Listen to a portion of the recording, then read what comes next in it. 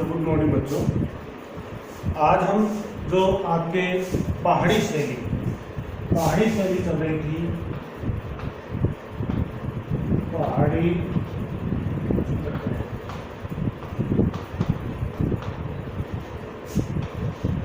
पहाड़ी चित्रकला में दो पार्ट थे। एक तो बसोली और दूसरा था कांगड़ा।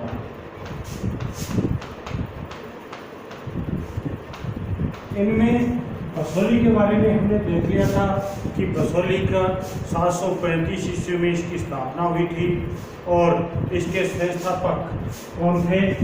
735 ईस्वी में इसकी स्थापना हुई और भोपाल नामक जो शासक था उसने इसकी स्थापना की थी और लगातार 1857 तक इसका चित्रकला और इस राज्य का काल चलता रहा। 1857 में कल्याणपाल सिंह के मृत्यु के पश्चात यह राज्य समाप्त हो गया था, क्योंकि उसका कोई उत्तराधिकारी नहीं था। इसकी कला के बारे में भी हमने गहनता से अध्ययन किया था। तो बच्चों, जो कांगड़ा शैली की विषय वस्तु और विशेषताएं थी वो कांगड़ा की और बसोली की लगभग एक समान है। अब हम बात करेंगे तो उस समय आपको बताएंगे। तो आज हम बात करेंगे कांगड़ा की। कांगड़ा की जो संस्थापक है वो घटोत्कच वंश जो था उसके द्वारा इस राज्य की नींव डाली गई। घटोत्कच के द्वारा ये इस राज्य की नींव डाली गई और ये राज्य था वो लगातार कला के क्षेत्र में अपना अद्वितीय योगदान दिया। कला आप लोगों को बताई थी कि कांगड़ा का वही स्थान है भारतीय चित्रकला में जो स्थान राजस्थान की चित्रकला में किशनगढ़ शैली का है। यानी किशनगढ़ शैली का जिस प्रकार से विकास हुआ था ठीक उसी प्रकार से कांगड़ा शैली का पहाड़ी शैली में विकास हुआ। किशनगढ़ शैली में संवत सिंह और निहाल चंद के द्वारा चित्रकला को प्रकाष्ठा पर पहुंचाने यानी सर्वोच्च शिखर पर पहुंचाने का कार्य किया था। वही कार्य यहाँ के जो शासक थे घटोत्कच के संसार चंद्र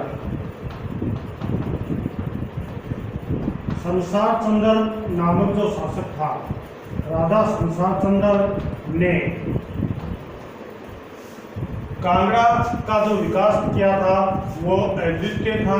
इन्होंने 1775 से लेकर और 1823 ईस्वी तक शासन किया।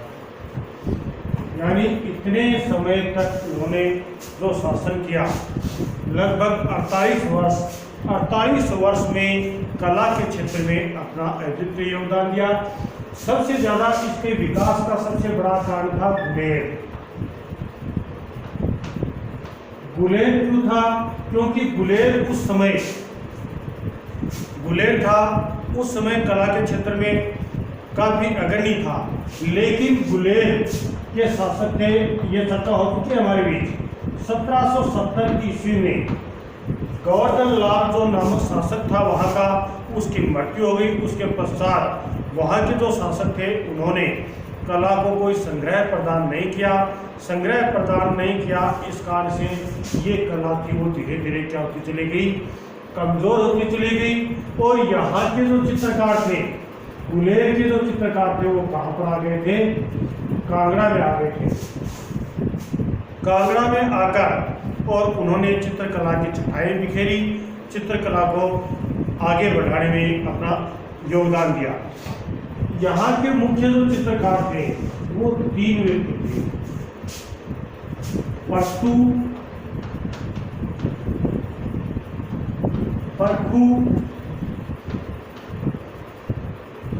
और एक उसामा।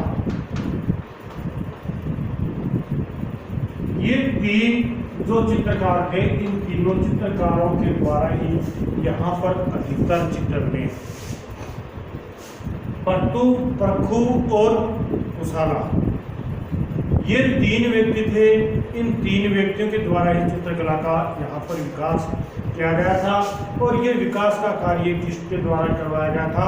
राजा संसार चंद्र के द्वारा किया गया था। राजा संसार चंद्र ने यहाँ पर कला के क्षेत्र में यानी दरबारी चित्र खूब बनवाए, दरबारी चित्रों के साथ साथ उन्होंने अन्य जो चित्र थे उन चित्रों के ऊपर भी विशेष संरक्षण प्रदान किया। कांगड़ा शैली का जो लघु चित्रण है, लघु चित्रण वो अति महत्वपूर्ण है। कांगड़ा शैली की मुख्य विशेषताओं में आता है लघु चित्रण, यानी लघु चित्रण यहाँ की मुख्य विशेषता रही। जिस प्रकार से राजस्थान में लघु चित्रण, राजस्थान की से भी छोटी संख्या में यहाँ पर चित्र का कार्य किया गया। यहाँ पर भी बसोली शैली में, जिस प्रकार से बसोली शैली में आप लोगों ने देखा था कि जो चित्र बने थे प्राय किससे संबंधित बने थे, कृष्ण भक्ति धारा से संबंधित चित्र बने थे, यानी कृष्ण जी से संबंधित चित्र बने थे। यहाँ पर भी कृष्ण भक्ति धारा से संबंधित चित्र बने। यहाँ पर भी नायक और नायिका के रूप में राधा और कृष्ण को प्रस्तुत किया गया। और सबसे बड़ी विशेषता यहाँ की भी यही थी कि यहाँ पर पारदर्शी कपड़ों को ही यहाँ पर महत्व प्रदान किया गया कि पारदर्शी कपड़े ही यहाँ पर आए। रंगों की बात आए तो रंग भी लाल, पीला और नीला, तीन ही रंग यहाँ पर थे। चित्रों के हाशिए बनाए गए थे। हाशिए कौन से होते हैं? जो चित्र बनाया जाता है, ये मान लो कि कोई चित्र है तो उसके चारों तरफ इस प्रकार से बाउंड्री बनाकर, और यहाँ पर जो कुछ बनाया जाता है पेड़ बूटे पशु पक्षियों का चित्रण, ये जो बनाया जाता है वो हाशिए के अंतर्गत आता है। और यहाँ पर भी कांगड़ा शैली में भी ठीक बसोली की तरह है, जो ये हाशिए बनाए गए थे। ये हाशिए टाकरी लिपि में सफ़ेद भाषा से कुछ लिखा गया था, सफ़ेद कलर से। टाकरी लिपि में सफ़ेद रंग से यहाँ पर ये हाशिए बनाए गए थे, उसमें कुछ लिखा गया था। ये कार्य यहाँ पर मुख्य रूप से किया गया। अब ये तो बात आई थी कि राजा शमशाद चंद्र के द्वारा ये चित्र यहाँ पर बनवाए गए थे, घटोत्कच के द्वारा इनकी स्थापना की गई थी। ये सारी बातें तो आती हैं, लेकिन इसके साथ साथ में यहाँ पर की जो विशेषताएं हैं, यानी एक तो चित्रों की विषय वस्तु होती है और एक होती है विशेषताएं। विषय वस्तु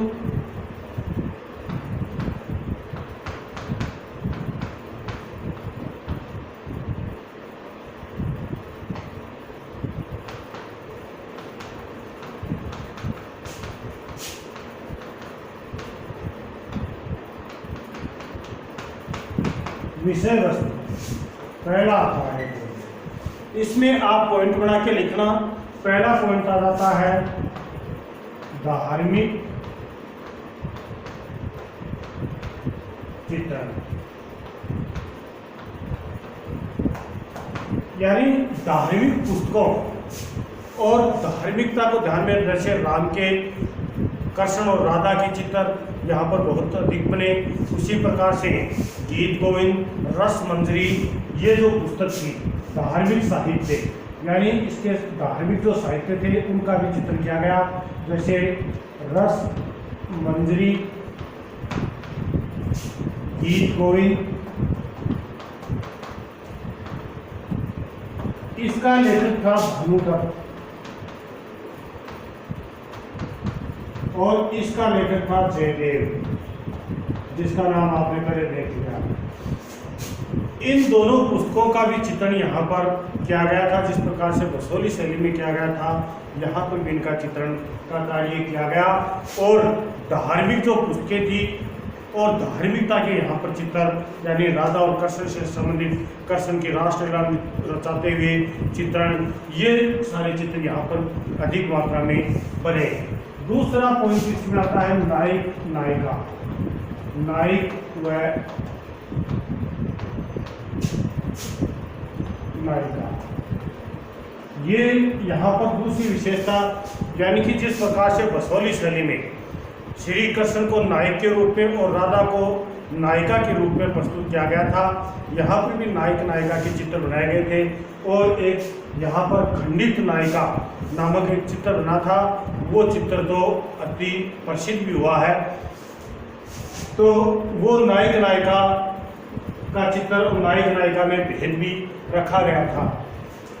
तीसरा पॉइंट ले सकते हैं रागमाला पर आधारित। रागमाला पर आधारित यानी जिस प्रकार से राजस्थान में रागमाला पर आधारित चित्र बनाए गए थे, यहाँ पर भी रागमाला पर आधारित चित्रों का निर्माण अधिक मात्रा में हुआ था। अगला पॉइंट यहाँ पर आ जाता है ऋतु वर्णन। ऋतु वर्णन यानी 12 महीने और ऋतुओं का वर्णन यहाँ पर देखा जा सकता है। हर प्रकार की ऋतु का वर्णन देखने को मिलेगा और हर प्रकार के जो महीने होते हैं, हर महीने का जैसे बरसाती है या फिर शरद ऋतु है, बसंत ऋतु है, हर ऋतुओं का वर्णन यहाँ पर आप आसानी से देख सकते हैं। इसके पश्चात आता है प्रकृति वर्णन।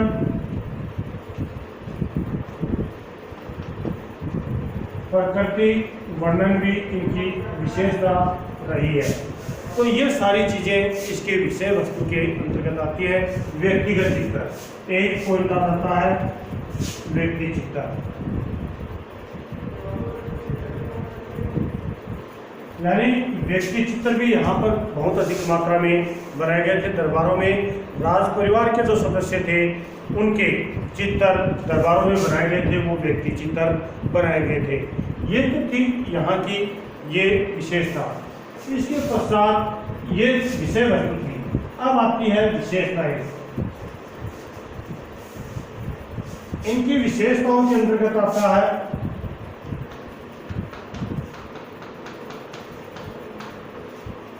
विशेषता में आता है पहले मुखौटा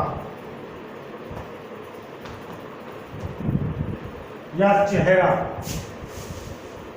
जो आदमी का कोई भारी भरकम नहीं बनाया गया था, जिस प्रकार से मेवाड़ और मारवाड़ शैली में थे, एकदम साधारण से चित्र यहाँ पर देखने को मिलते हैं, जिसमें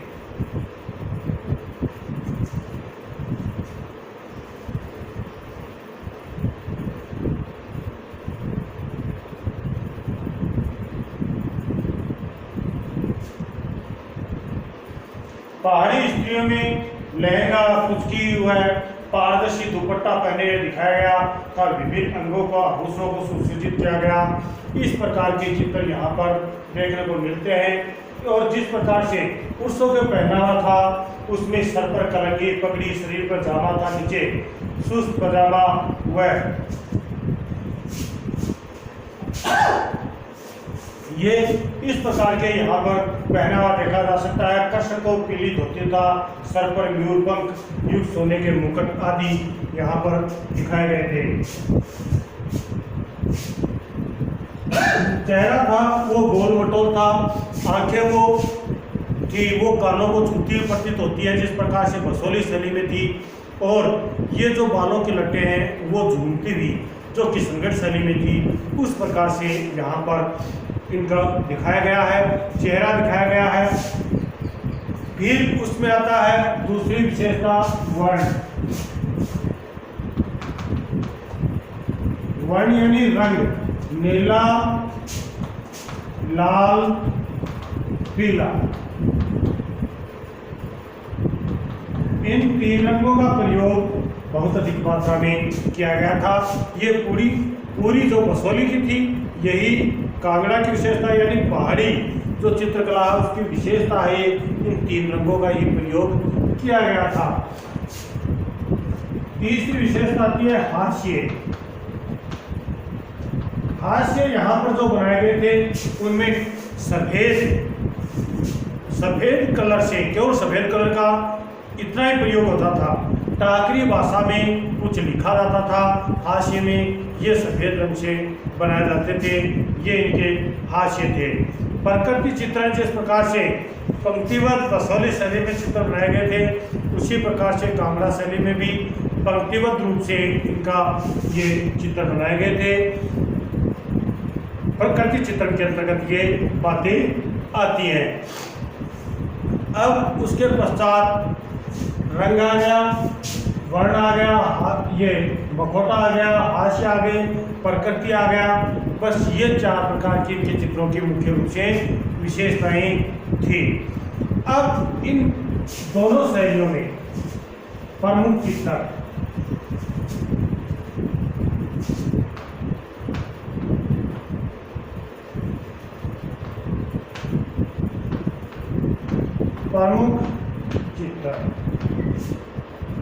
पहला है साधु और कृष्ण।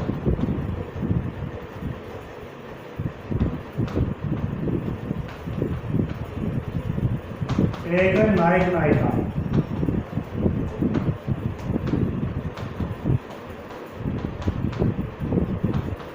और खंडित नायिका।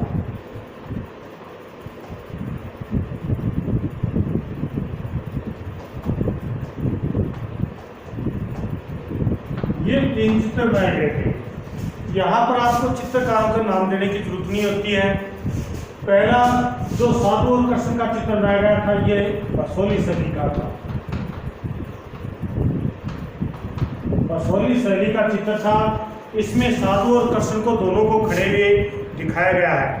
अब आप सबको पता है कि कृष्ण जी कैसे कपड़े पहनते थे, यानी उनका ऊपर धोती बांध रखी थी, ऊपर केवल शरीर है, कुछ नहीं पहना हुआ है, और उनके पीला दुपट्टा उसका जो कमर पे बांधा हुआ है, गले में मोतियों की माला है, कानों में कुंडल है, हाथ में बांसुरी बजा रहे हैं, सिर पर मुकुट है। ये कृष्ण जी को यहाँ पर इस प्रकार से बालों को ऊपर बांधा हुआ है और पैरों में खड़ाऊ पहन रखी है। ये इस प्रकार से कृष्ण जी का पहनावा आपको बताना है। उसी प्रकार से साधु है, वो गेरुआ रंग का यानी भगवा प्रकार के कपड़े पहन रखे हैं जो पीले रंग से ही युक्त लगते हैं, और उनके गले में रुद्राक्ष की माला है, हाथ में कमंडल है, और सिर के जो बाल हैं वो जूड़े की तरह बने हुए हैं, और पैरों में उन्होंने खड़ाऊ पहन रखी हैं। ये दोनों के पहले तो कपड़ों का वर्णन कर दिया। उसके पश्चात वो ऐसा प्रतीत होता है, दोनों को देखकर ऐसा लगता है कि आपस में दोनों बातें कर रहे हैं, कोई आध्यात्मिक बातें कर रहे हैं या कुछ बातें कर रहे हैं। इस प्रकार का ये प्रतीत होता है। तो यह हो गया साधु और कृष्ण। नायक नायिका, नायक नायिका रात्रिकालीन एक चित्र बनाया गया है। ये भी बसोली शैली का ही है।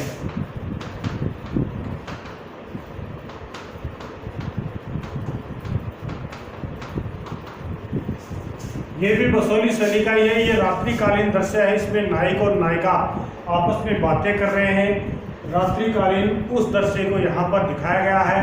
उनके जो कपड़े हैं वो हल्के लाल रंग के ओढ़ी हुई दिखाई गई है, और अंधेरे के कारण इतने कलर ऑब्जेक्टिव नहीं है, केवल रात्रिकालीन दृश्य यहाँ पर प्रतीत होता है। यही इस चित्र में, और कुछ विशेष वर्णन नहीं करना है। फिर आता है खंडित नायिका। ये कांगड़ा से लिखा है।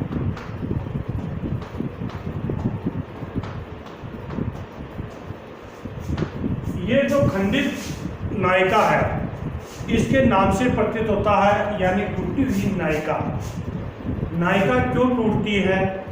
जब यानी टूटना ये नहीं कि मूर्ति टूटी हुई है या कोई तस्वीर टूटी हुई है, यानी जो स्त्री है वो टूटी हुई सी प्रतीत होती है। आदमी का टूटता है या तो कोई दुख होता है तब टूटता है, तो नायिका को भी यहाँ पर दुख है। किस बात का दुख है? कि नायक है वो पूरी रात भर गायब रहता है, पूरी रात भर गायब रहता है, यानी रहता वहाँ पर नायिका के साथ में नहीं है, और वो किसी पराई स्त्री के साथ में समय व्यतीत करके, और सुबह अभोर यानी भोर का समय होता है, सुबह 4-5 बजे के लगभग वापस आता है, तो उसको उसकी आंखें से ये देखता है कि पूरी रात भर वो मदहोशी की हालत में रहा है। तो नायिका उसको उसके लिए उल्हाना देती है। हाथों के हाव भाव ये बताते हैं कि वो मानो कि नायक को उल्हाना दे रही है। इस बात का ये चित्र में वर्णन किया गया है। इस प्रकार से चित्र को बनाया गया है। इसमें भी नायक और नायिका को यानी लाल और पीले कलर को मिलाते हुए कपड़े पहनाए गए हैं। नायिका है और नायक दोनों की आंखें नायिका की पूरी रात की नींद निकालने के लिए इस प्रकार से लालीयुक्त दिखाई गई हैं और जो नायक है वो पूरे रात भर गायब रहा था, नशे की हालत में रहा था। इस कारण से उसका चेहरा, इस कारण से आंखें लाल दिखाई दे रही हैं। तो इस प्रकार से चित्र को भाव प्रधान चित्र बनाए गए, यानी कांगड़ा शैली और बसौली शैली के जितने भी चित्र बनाए गए थे वो सभी चित्र भाव प्रधान चित्र बनाए गए हैं। तो गतिमान, इस चित्रों में गतिमान यानी हाथ के हाव भाव है वो गति को प्रदर्शित करते हैं। तो चित्र है वो गतिमान बनाए गए हैं, जबकि चित्र गतिमान है, भाव प्रधान है, ये बातें इसकी लास्ट में बतानी है। चित्रकारों के नाम इसमें है नहीं। समझ आ गई बात? तो ये 3 चित्र मुख्य रूप से इस आपके चैप्टर में है। इनका तीनों का वर्णन आएगा तो साधु आकर्षण और खंडित नायिका वाला इनमें से ही दोनों में से एक आता है। तो ये तो आपके चित्र थे। अब आता है पहाड़ी शैली की, पूरी पहाड़ी शैली की विशेषता।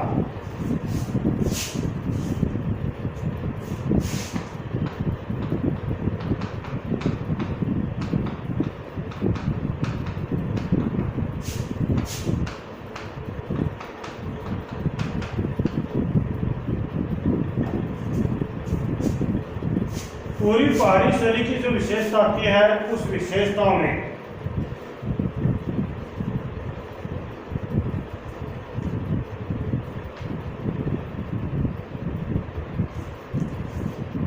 विशेषता और विषय वस्तु दोनों साथ दे सकते हैं और अलग अलग दे तो अलग अलग दे सकते हैं। विषय वस्तु में देते हैं तो सबसे पहले आता है विषय। यहाँ पर जो विषय दिए गए थे वो धार्मिकता, यानी दोनों की जो आपने दोनों बसौली और कांगड़ा पढ़े हैं उन्हीं में से आपको उन दोनों की विशेषता सूक्ष्म रूप से लिखनी है।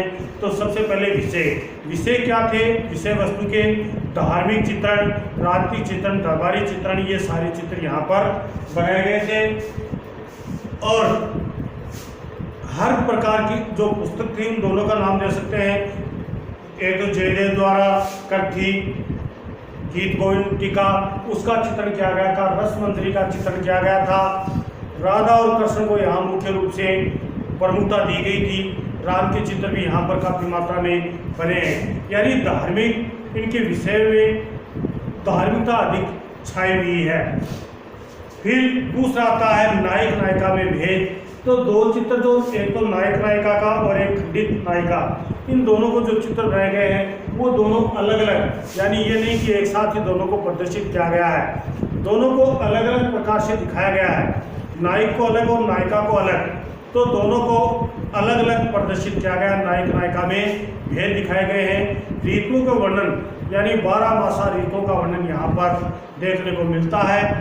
रागमाला पर आधारित चित्र, यानी 6 राग और 12 रागिनियों का वर्णन भी इनके चित्रों में देखने को भैरवी राग और भैरव राग दोनों प्रकार के जो चित्र बनाए जाते हैं, दोनों प्रकार के चित्र यहाँ पर देखे जा सकते हैं। तो रागमाला पर आधारित चित्र यहाँ पर थे। दरबारी चित्र भी यहाँ पर, यानी राज परिवार के सदस्य या अन्य कोई अति महत्वपूर्ण को सदस्य था, उनके चित्र, दरबारी चित्र भी यहाँ पर काफ़ी मात्रा में बनाए गए हैं। दरबारी चित्र और व्यक्तिगत चित्र यहाँ पर काफ़ी मात्रा में बनाए गए थे। पशु पक्षी व प्रकृति चित्रण भी यहाँ पर काफ़ी मात्रा में बनाए गए हैं। अब विशेषताएं आती हैं। विशेषताओं में सबसे पहले चेहरा, यानी गोल मटोल, लंबी आंखें, खंजन पक्षी की तरह नुकीली आंखें हैं जो कानों को छूती हुई प्रतीत होती है। बालों की लटें दिखाई गई हैं कपोलों पर झूलती हुई, और पारदर्शी उनको परिधान पहनाया गया है।